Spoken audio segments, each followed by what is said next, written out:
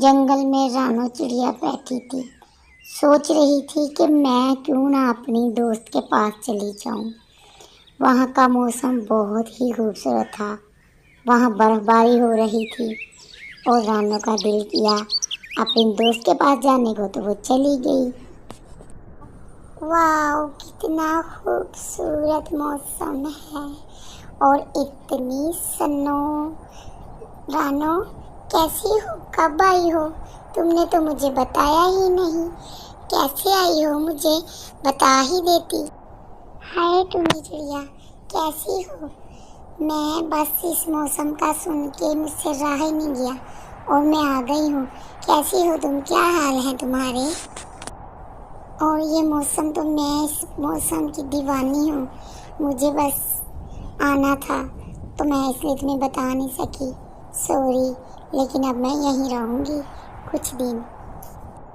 ٹھیک ہے رانو، تم پہلے یہ سوپ پی لو، تمہیں یہ بہت فائدہ دے گا کیونکہ بہت برف باری ہو رہی ہے، کہیں تمہیں ٹھنڈ نہ لگ جائے، کیونکہ نئے آنے والے مہمانوں سے یہاں کی سردی برداشت نہیں ہوتی، اور تم نے اچھا کیا جو تم آ گئی۔ اب ہم یہاں خوب مزے کریں گے۔ ہم ابھی جاتے ہیں سامنے والی کبوتری کے پاس۔ رانو اور ٹونی چڑیا لوسی کبوتری کے پاس جاتی ہیں اور مزے کے گرم گرم سموسے کھاتی ہیں اور ساتھ ہی آگ جلا کر آگ کو بھی بھاپتی ہیں۔ بڑی خوش تھی، تینوں بیٹھ کے بہت موسم کو انجوائے کر رہی تھی اور خوب مزے کی باتیں بھی کر رہی تھی۔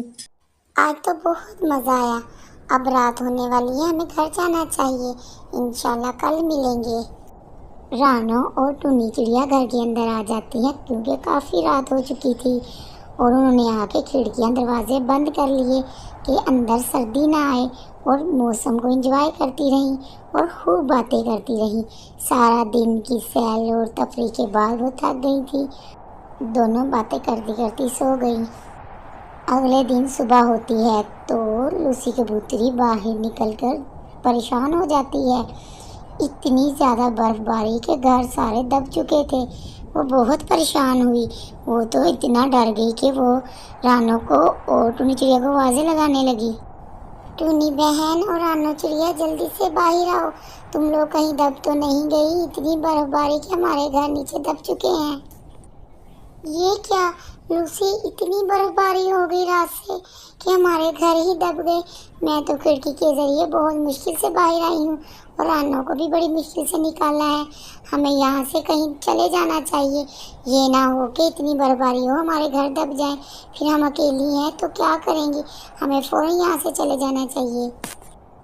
تو وہ سب رانو چڑیا کے جنگل میں آ جاتی ہیں۔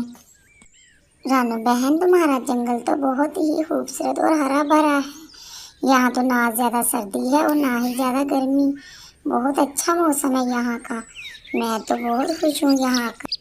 ہاں رانو بہن، ٹونی چڑیا بالکل ٹھیک کہہ رہی ہے، واقعی تمہارا گھر اور تمہارے گھر کے آس پاس کافی ہریالی ہے اور کتنا گرین ہے، میں تو گھومنے جا رہی، میں ابھی گھوم کے آتی ہوں سارا جنگل۔